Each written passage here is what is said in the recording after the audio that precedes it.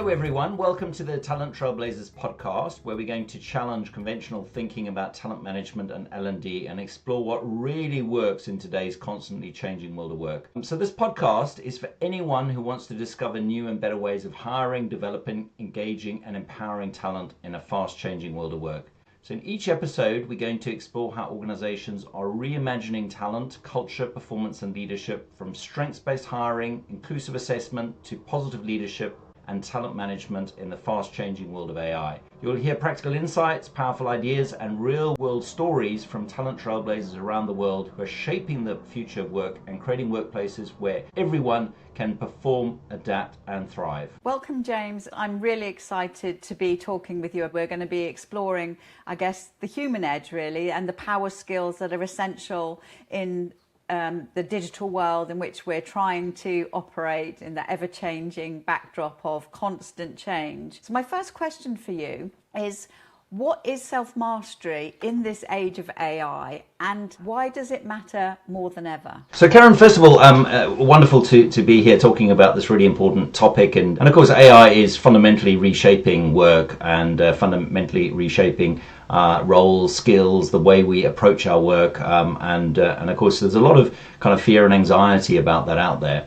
So we talk about self-mastery as really the critical human skills, or the human power skills, that are going to be required to thrive in this kind of new era that we're entering.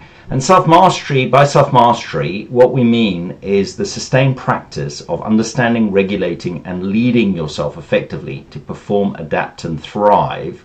But especially when you're under pressure and you're facing constant change and uncertainty and so on, because that's when often people they drown in that sea of change. All the what they've learned and their habits and their patterns and that sort of thing come under stress, and that starts to create major issues. They're kind of swept along by that change, and if they don't remind themselves and build those really important human skills, and focus very intentionally around that, they're going to be in a big problem. Because if you look at, for example, the data, and one data point which I find really interesting, LinkedIn data, and that's a report that came out a couple of years ago, suggests that 70% of the skills today are going to be obsolete by 2030, which is quite a stark statistic in terms of just the intensity of that change. And how it's really sort of, and already we're seeing it, aren't we? It's starting to kind of shift many kind of skill sets, many jobs, and AI is replacing now kind of marketing, some marketing sort of tasks, sort of accounting tasks, legal tasks, and so it's actually starting to reshape, replace, and people have to, they have to really kind of master these human power skills, because this is what organizations are looking for, and this is what organizations are talking about, and this is what also the research says is going to make the difference in terms of sustained performance and engagement in future. Yeah, and what do you see as the cost of not doing that, James? So I think there's huge risks. I think there's risks to the individuals, there's risks to the teams, and there's risks to the organizations more generally. But I think if we look at, for example, risk to the individual, well, clearly, if you don't change and you don't embrace that change and you don't upskill in terms of these human power skills, and we can unpack that a little bit more in terms of exactly what those skills are. But if you're not self-aware, if you're not self-motivated, if you don't self-regulate, if you don't develop those interpersonal skills, then what's going to happen essentially is you're going to be obsolete. And you're also going to feel, as I say, sort of that sense of disempowerment, that sense of alienation, that sense of being swept along without any control. So these skills actually give you agency. These skills give you the opportunity to actually master, if you want, this new world, and to deal effectively with the new world, and to stay ahead of the change. We talk about performing, adapting, and thriving, right? So it gives you the opportunity to do that. So we need to remember that AI is a tool, yeah. And humans need to retain control, and the only way we can retain control is to focus on what we do really well. So what AI does really well is AI obviously does things like data analysis, data synthesis, research. It's great for also creating drafts, things like that, for documents, and looking kind of more broadly at some of the data points out there, putting those together, being able to apply those and so on. But human beings make those fine judgments, and human beings actually decide what's important, what needs to be done, how we can actually create more purpose, driven work, how we can make ethical decisions, for example. AI can't do those sorts of things. How we can actually bring emotion into the creative process. Innovation, for example, is a very human-led process. So we need to really be understanding what are those human-led activities, and how can we really kind of embrace those, as well as those skills which are going to give us more agency to stay in control and to stay on top of things, stay in the driving seat really in this ever-changing world of AI. Yeah, and I think from what you said, James, what really struck strongly was this feeling maybe that employees have right now of not having that firm footing that maybe was an experience that they had before. As you say, we're being swept along, and what are we grounding ourselves on? And for me, I think one of the great things about a way to think about self-mastery is it's not a productivity trick, and I think that's where the word has been bandied about a little bit, that this is a hack or something, but to see it more as a system. So like a personal operating system for how we live and operate on the world. And I've been reflecting on this, and this might be contentious, but I think our education system has maybe taught us more how to operate on the world. So things like skills and outputs and results, but it didn't really teach us how to operate in it. And these are the human skills that are even more essential today than they were even 5 years ago. So emotionally, energetically, relationally, especially when everything's changing so quickly.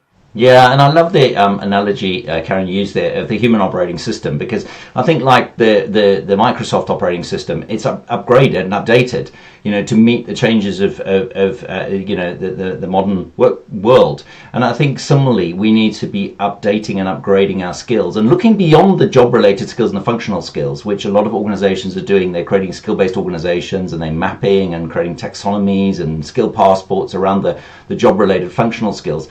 But what all the research is suggesting at the moment, whether you look at the World Economic Forum Future of Jobs report, or the Pearson Skills Outlook, or any of the other LinkedIn research as well, all these different kind of reports, they're pointing in the same direction, which is that the most important skills are these critical human skills.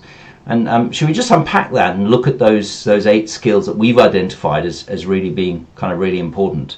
So the skills that we've identified based on all the research out there that we've built into a measurement tool, the TalentPredix measurement tool, are self-awareness, which is obviously really important in terms of people understanding themselves, their strengths, their improvement areas, how they can actually show up effectively in the world, and also be true to themselves and be true to their values and so on, be authentic individuals. Then emotional agility. The second one is emotional agility, which is all about how do I regulate my emotion effectively and stay calm under pressure, and with people maybe who are different from me.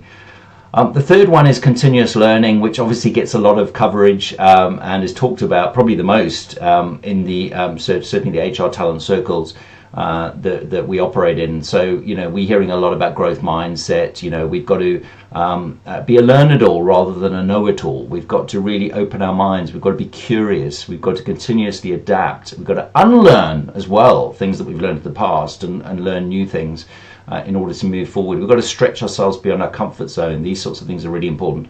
The fourth one is one that I think is really important, which is self-discipline, self-regulation.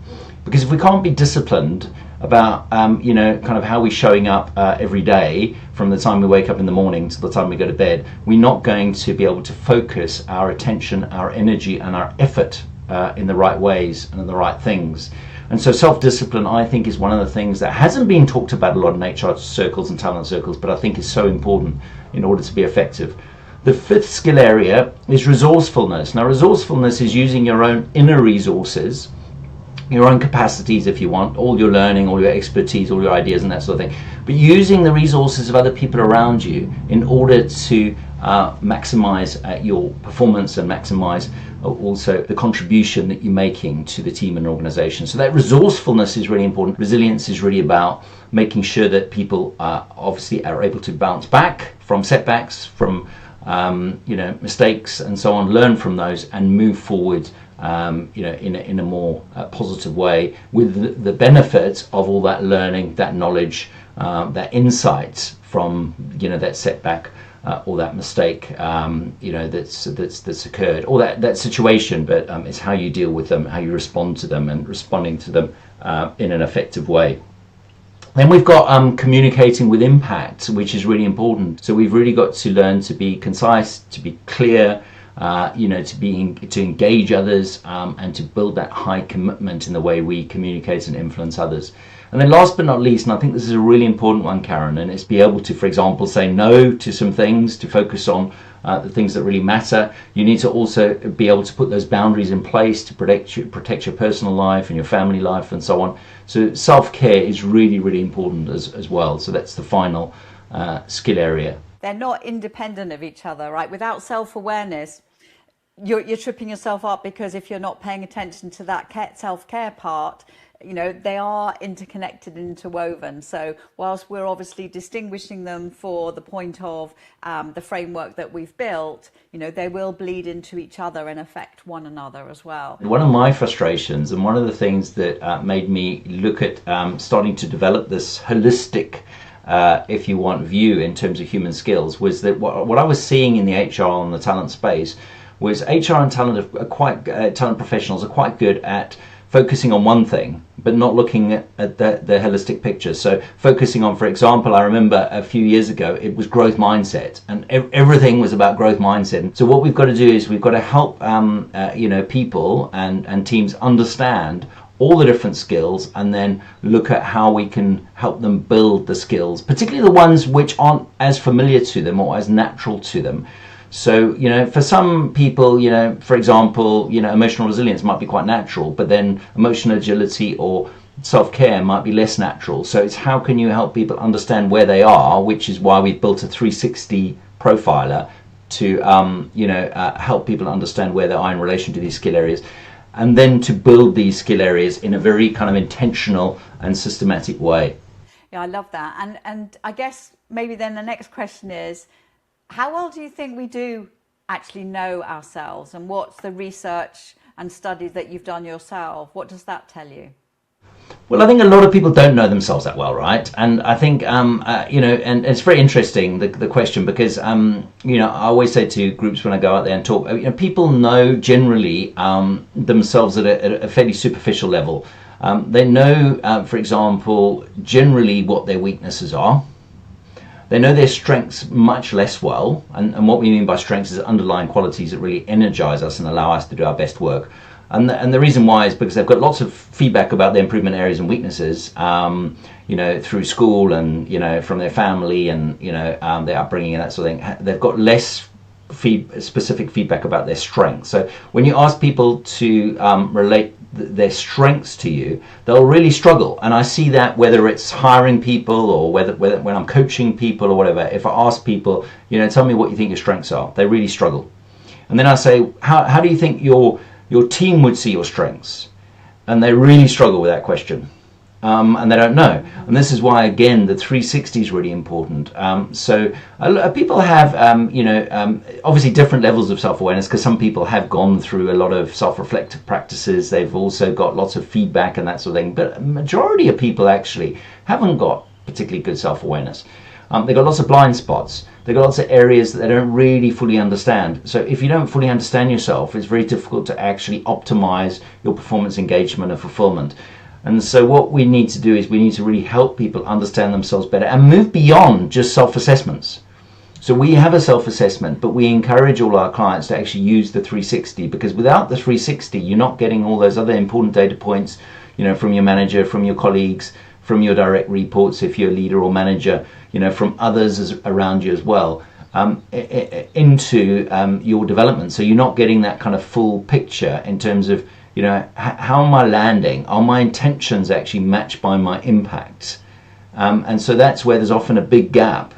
People intend to come across in a certain way, but the impact is very different. So we need to close that gap, and the 360 helps to close that gap. Yeah, and I guess even at the very simplest level, we've got these two areas, haven't we? We've got how I see myself versus how other people see ourselves, and then we've also even in the way that we've built organizations and the systems within it, there is a big focus on what do I need to do to improve? How do I fix those areas that I'm not yet good at? And that probably also comes through even in terms of any feedback that you request, right? You're more likely to ask a question, which is, how can I improve? What can I do better? A lot of development conversations, and I'm sure lots of people listening to this will resonate, just like that becomes the focus of the conversation. If we just flipped one thing and added there, and what do I do really well? What do you recognize and value and appreciate? That would be such an opening up, as you say, sort of you have these sort of spotlights on singular things, whereas we really need a soft focus light that brings all of these things together to go like, yes, I do need to know what isn't working so well, but actually what's going to be most effective on my emotional state is to affirm the things that maybe I'm not even self-aware enough to recognize that I'm valued for and appreciated for, and how I get my results. Yeah, and this is why, Karen, we also built TalentPredix, because TalentPredix is looking at obviously those underlying talents. When we optimize our talents, they're strengths. So there's underlying talents that are more natural for us and really energize us. It's also looking at the values. It's looking at the motivations. And we call these the underlying drivers of peak performance, potential, and also sort of motivation, engagement. So these three elements are really, really important, right, to understand and for everyone to understand. But then on top of that, overlaying that are these human skills that we've been talking about. So we also need to measure those, and we need to help people understand how they're doing against those and how they can build those out. And as you say, it's building that kind of holistic picture and also getting that multi-rater, that 360-degree feedback into that, rather than just using personality profilers that put you into one of 4 categories or one of 16 boxes or whatever the case may be, which actually is not particularly helpful, because that's giving maybe the person some descriptive insights, but it's actually not helping them make a shift in terms of their performance, or a shift in terms of their engagement, or a shift even in terms of their changeability. Yeah, it's almost an excuse. Yeah, I absolutely agree with you on that. And so I think what we're both saying here is, so being able to spot those patterns is much more helpful than thinking about what my intentions or outcomes are. And I would say, we're all very good naturally at protecting that self-image that we would like, which is around our intentions, etc. Because, we want to feel safe, we want to be liked, and we want to be seen as competent. And of course, that's very human. But it also means that we're ultimately not seeing what's really driving our behavior. And so really at the root, self-mastery starts with that idea of pattern spotting. And I think, the TalentPredix tools that are available are such a quick way of starting to see those patterns. And I know that, when we're talking with clients that we're working with, those aha moments that come fairly early on, like that really sort of blow up, like, that's why. And they're talking about not simple things. They're talking about like decisions they've made in their careers, particular times when they've been really successful or not so successful. And then they can own that then, and they can do something with it. And what it's also doing is bringing into the consciousness and saying it doesn't need to be automatic. You can be more intentional about creating a more productive pattern of habits.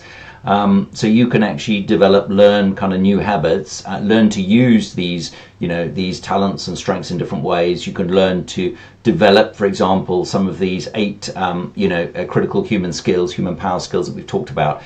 So it's really making sure that people have the level of awareness and also have the different pathways to develop these patterns to make sure that they actually are producing great results, but also helping people to, we talk about that thriving. And what does that thriving mean? Well, thriving actually means the person's learning, they're growing, they feel like they're moving forward, whatever that looks like. Because when you ask people, what does it feel like to move forward for you?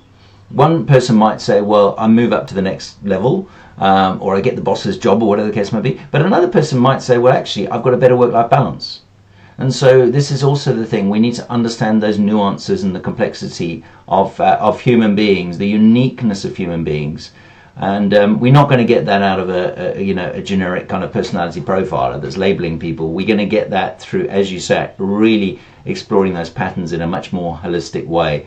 and actually generating insights that actually create a genuine impact for people. We've talked about energy a couple of times. You know, high self-mastery is right at the high energy end of that continuum, and maybe the low self-mastery is really when things are really, really hard and we're not able to move forward, even though actually results may look okay. You know, it's how we're feeling on the inside that really is a good indicator of whether we are optimizing in our best self. And just back to that point of sort of that awareness, yes, absolutely essential, but what do I then do with that awareness? And I think that's where the tools that underpin TalentPredix, if you're familiar, if you're listening to this and you're familiar with the reports or you want to see some sample reports, that's what really stands out with the clients I work with, is the so what happens once I've got that insight. There are a lot of tools out there that show you some things, but then what do I do with that? And then being able to own that and run that in your own internal operating system is absolutely critical, right? We're talking about this kind of AI kind of era, and I think we've got to have that self-awareness, right? Then we've got to learn to really optimize our unique strengths and our values and our motivations, our career motivations as well. So we really need to optimize that. But then we need that self-mastery as well. So that's the third element. So it's not an either or, right? We need those critical human skills. And we need to build that skill in a very intentional way, because we can all learn those skills. We can all build those skills. And strengths and those self-mastery skills are the way through all that change, are the way to actually, maintain control and maintain agency through that change, as we said. Yeah. I can choose to put my effort into areas that already create energy and the maximum value. The returns compound, right? And if I spread myself thinly trying to do or fix many things that maybe I'm not so energized by, then I'm diluting the return. And so, you know, we both know that self-mastery isn't about being brilliant at everything. It's about knowing where your investments pay the highest longer-term dividend, essentially.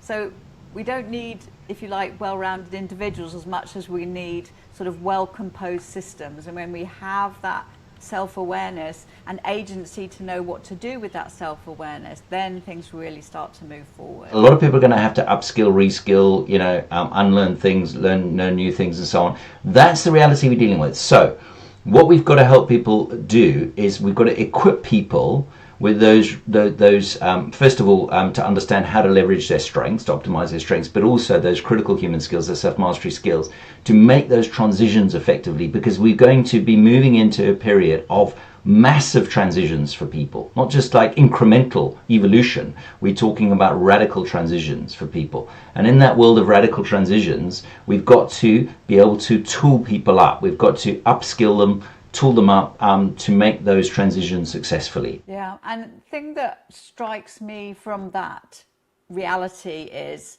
it's going to wobble people's identities about how they've seen themselves. And of course, that's really sits at the top and shapes everything below, whether it's talents, skills, strengths.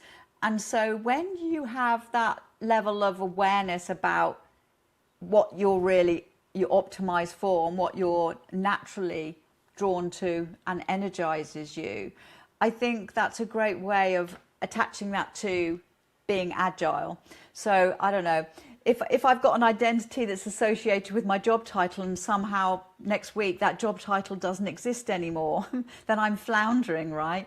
Whereas if I'm able to draw my identity around some of the things that energize me, then I can be more agile about what that actually looks like or sounds like. Absolutely. And I love that, because it brings up for me, like, I can be a master of my own destiny. I can be, it's that self-mastery concept, isn't it? So anchoring it in your, maybe a fluffy word, essence, like who I really am, rather than what I'm called or what it says on my job description. Absolutely. So rather than job titles or occupational categories or whatever the case might be, absolutely, that's absolutely right. Yeah. Next question, James, and this one is, I think, pertinent for anybody that is listening, because it's fundamentally a challenge that we're all facing right now, is how do we actually master our attention and focus in such a complex, fast-changing world? And it's something that I've studied and for myself, but also with, there's a lot of more awareness now around people who think differently and how we route that attention into the essential. What's your experience there, and how do you think that we can do that better? Yeah, and again, this is such an important area, isn't it? Because especially in a fast-changing environment where, we're getting stimuli from everywhere, and most of us are cognitively kind of overloaded, emotionally overloaded as well. So how do we actually do that effectively? Well, it comes back to self-regulation and self-discipline, Karen, because I think what it's all about is about people like understanding what their purpose is. It's about people understanding what their priorities are, and it's about people understanding pathways that work for them. So that's going to be really important, right? And the patterns that work for them, to your point. So it's really important for people to be able to manage their time with intention and focus their energy and their time in ways that are actually going to be aligned with that purpose, be aligned with the priorities, be aligned with those patterns and pathways.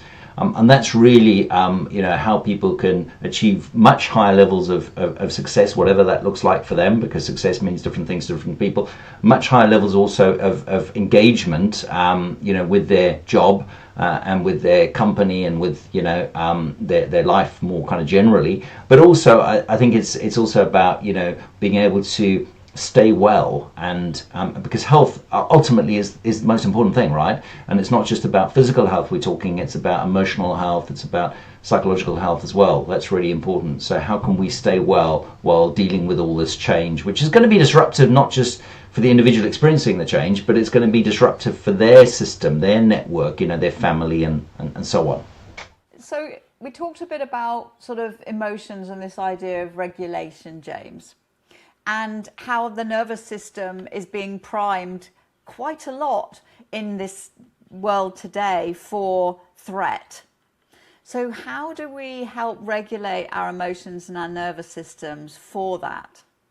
What's your experience here?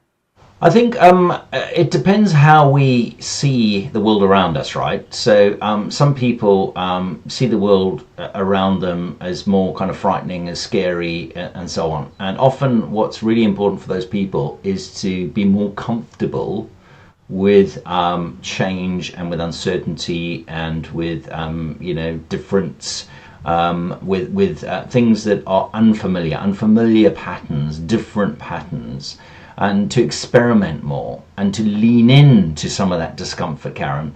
One of the best ways to overcome low self-confidence is actually just to lean in. It's a little bit like, and I always use the analogy when I'm doing sessions around this, I always use the analogy of going skiing for the first time, right? If you are so fearful and so anxious that you never want to fall, well, you're never going to learn how to ski. Because everybody who learns how to ski falls not just once, but multiple times. And sometimes, it can create actually quite serious injuries as you're learning to ski. Not everyone has those, but, quite a big proportion of people do have some quite big knocks and bumps and things like that. But you've just got to, it's the same learning how to ride a bike, right? You've just got to lean into that fear. You've just got to lean into that discomfort. You've got to ensure you've got people around you who can support you, who can pick you up, who can encourage you, who can motivate you. So if you don't have those people to support you, that's really important. So the more we can do that, the more we can learn and influence many things, but you can't control everything. You can't control, for example, who's in the White House or who's at number 10. Yeah, you can't control those things. So it's also about not kind of getting too anxious and worrying about those things and not allowing too much of your energy to get caught up in those sorts of things that you can't control, you can't influence. Also, we talk about a lot in TalentPredix, the amplifying mindset. And the amplifying mindset for us is the one that actually does focus on what are the strengths, what are the successes, what are the opportunities, what are the possibilities, what are the solutions. So it's very kind of a positive mindset that you're creating, because even if you're thrown into a situation that makes you really kind of anxious, or whatever the case may be, you can draw on that inner resourcefulness, you can draw on your strengths, you can draw on the people around you to deal with that situation. Yeah, it's like plugging back into your sort of battery charger, isn't it? Just like when you're getting depleted, know where that switch is or that plug that you need to get back into. Something that differentiates TalentPredix from any other assessment tool is the inclusion of values. And I know that it's such an important driver for people. And I'm wondering, from your perspective, that alignment of actions with values, when maybe the incentives, whether they're inside an organization or elsewhere in our lives, maybe tend to draw us elsewhere. How do we align those things? Yeah, I think it's really important, isn't it? Because, and organizations, they talk a lot about values, but then they don't actually kind of practice, understanding people's values. So do organizations really understand people's values? No. Yeah. Do they really bother to ask, or bother to measure, or bother to assess? No. Most organizations, in my experience, don't. What they do is they put a list of values on the table and they say, you need to adhere to these corporate values, right? And what we do at TalentPredix is we actually measure values. So we got a way of actually a taxonomy of values. We measure people's values, individuals' values. And then we look at, through the debrief and coaching process, we look at the extent to which there's a tension or alignment between those values and the organizational and the team values. And that's really important because, for example, somebody might have a positivity value in an organization and they're not seeing enough by way of positivity, and what that would look like in an organization is the organization is not valuing people enough, the organization is not giving enough positive feedback. It's got an imbalance in terms of critical feedback and positive feedback. It's all about performance, achievement, and so on. So these sorts of things are really, really important, and we've got to be better at understanding individual values and helping the individuals align with the team and organizational values, and addressing any tensions that arise, because a lot of tensions that arise, in my experience, and I've had 30 odd years experience as a business psychologist working with different organizations, one of the biggest tensions that arises is values conflict. And it's when an individual's values doesn't align with a manager's values or the team's values. And that needs to be surfaced, it needs to be resolved, it needs to be addressed, or there needs to be a decision made, that actually that individual doesn't fit with this particular manager or that particular team or whatever. So that's something as well that I think definitely needs to, because values are profound, aren't they? Values are really those beliefs and assumptions that we hold, which actually inform critical choices that we're making, both at work and beyond work as well. And so we've really got to understand what's important for people, what's driving them, and how is it impacting their decisions and their behaviour. Yeah, and it's a critical component of self-mastery, right? Because once we know our values and those hierarchy, because, we'll have many values and some will be more important than others. James, that's been such an insightful conversation. And I guess my sort of closing thoughts are this idea that self-mastery isn't just, a fad. It isn't just something like, oh, this is interesting, let me explore this. It's a lifelong practice, and it's a conscious choice that we make, and having deeper self-awareness and agency to do what we need to do, having had that self-awareness is, maybe seeing it like, life is an adventure and there are various chapters that we've already lived and we've got more exciting ones to come. And within that, there'll always be the highs and lows. But the point is, we don't want someone else writing our story. We want to be the author of it. And I think with greater awareness and practice around our self-mastery of ourselves and the systems in which we operate, we get that agency. And for me, that's just, so important.